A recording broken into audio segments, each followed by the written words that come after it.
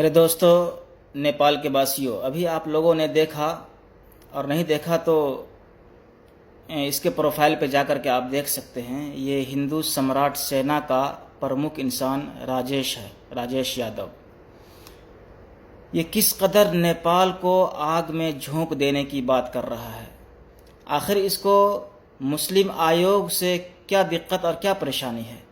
मुस्लिम आयोग मुसलमानों के हक हित के लिए एक तंजीम बनाई गई है, एक संस्था है, वो अपना काम कर रही है, अपने तौर पे कर रही है। किसी हिंदू को तो अभी तक उसने टारगेट नहीं किया। मुस्लिम आयोग ने किसी हिंदू के साथ कोई बदतमीजी नहीं की है और न ही उसका कोई हक छीना है।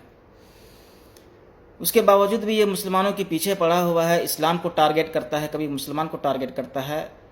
और ये बिल्कुल इंडिया के आरएसएस, बजरंग दल और हिंदू परिषद के एजेंडे के तहत काम कर रहा है। जिस तरीके से हिंदुस्तान में आए दिन इस्लाम और मुसलमानों के खिलाफ ये आरएसएस और बजरंग दल वाले गुंडे कर रहे हैं, ये आतंकवादी संगठन आरएसएस और बजरंग दल जिस तरह से इंडिया में आतंक फैलाए हुए हैं, बिल्कुल उसी के नक्शे कदम पर, उसी के तर्ज अमल पर, बिल्कुल उसी का तरीक़ाकार पर अमल करते हुए नेपाल में हिंदू सम्राट सेना ये नेपाल में काम कर रही है और बिल्कुल नेपाल को हिंदू मुस्लिम फसादात में बदल देने की ये नापाक कोशिश कर रही है ये तंजीम।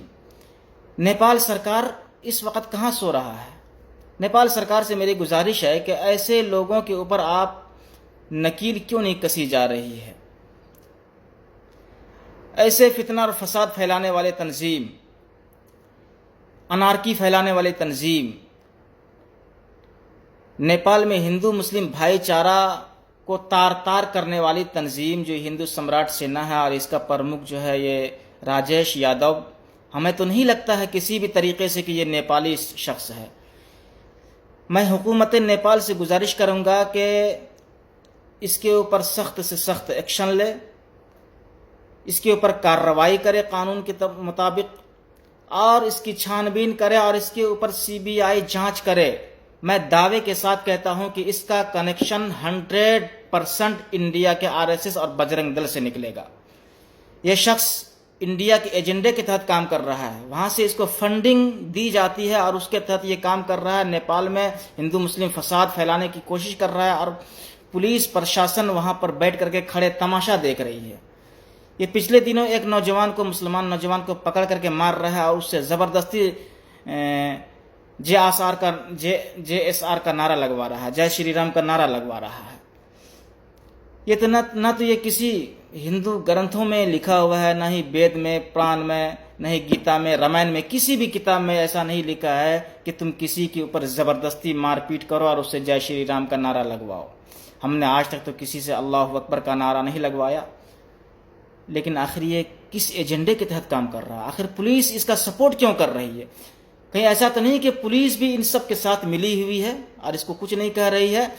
हालांकि नेपाल के जो संविधान है, नेपाल का जो नया संविधान है, नेपाल के संविधान का किताब अगर पढ़े तो पहले ही 10 पेजों में आप पढ़ेंगे, उनमें जितने भी कवानीन लिखे हुए हैं जो संविधान में है, उन तमाम कवानीन की ये धज्जियां उड़ा रहा है ये आरएसएस वाला, ये हिंदू सम्राट सेना वाला संविधान की धज्जियां उड़ा रहा है, संविधान की उल्लंघन कर रहा है और नेपाल के कानून को ये लात मार रहा है, ये कानून की खिलाफ वर्जी कर रहा है। मैं नेपाल सरकार से और वहाँ की हुकूमत से गुजारिश करूंगा कि इसके ऊपर सख्त से सख्त कार्रवाई करे, इसकी जांच करे, सीबीआई जांच करे और इसको कैफरे किरदार तक पहुँचाए, वरना आने वाले वक्तों में जो इसका नतीजा होगा, जो अंजाम होगा, इसका पूरा जिम्मेदार नेपाल सरकार होगी।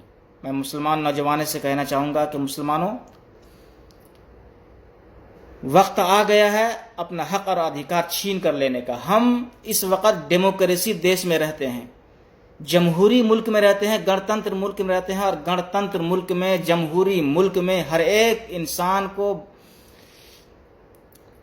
उसका हक और अधिकार संविधान के एतबार से बराबर हक और अधिकार है। चाहे उस देश में हिंदू हो, मुस्लिम हो, सिख हो, ईसाई हो, बौद्ध हो, किसी भी धर्म के मानने वाले हो, हर एक को बराबर का अधिकार दिया जाता है और दिया गया है हमारे संविधान में।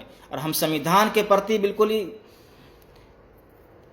परफेक्ट हैं, हम संविधान के प्रति संतुष्ट हैं, हम मुत्तफिक हैं, हम संविधान के ऊपर हमारा एक विश्वास है कि नेपाल सरकार हमें संविधान के हिसाब से मुल्क नेपाल में जीने का हक देंगे, वरना हम जीने का जो अधिकार है वो हम छीन करके लेना जानते हैं।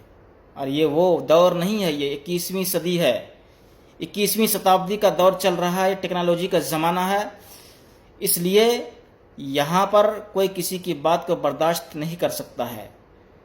कहते हैं कि मुत्तहिद हो तो बदल डालो ज़माने का निज़ाम, मुंतशिर हो तो मरो शोर मचाते क्यों हो। और ये खामोश मजाजी तुम्हें जीने नहीं देगी मुसलमानों, जीना है इस दौर में तो कोहराम मचा दो। और इस्लाम के शेरों को छेड़े न कोई, वरना हम मिटते मिटाते भी दुनिया को मिटा देंगे। जय नेपाल, अस्सलाम वालेकुम।